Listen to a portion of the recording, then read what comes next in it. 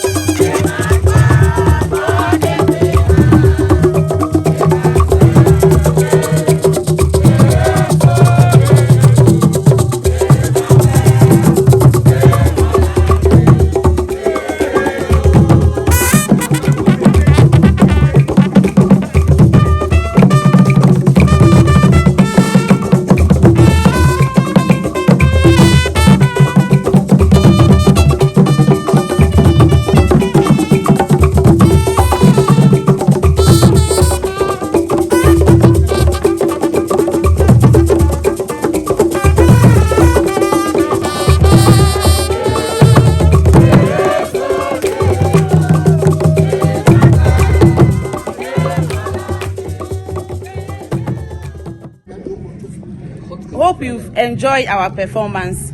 For Unity Borborbor Group to win the 2025 Borborbor Carnival, dial by voting the short code *920*922# on the number 9 list.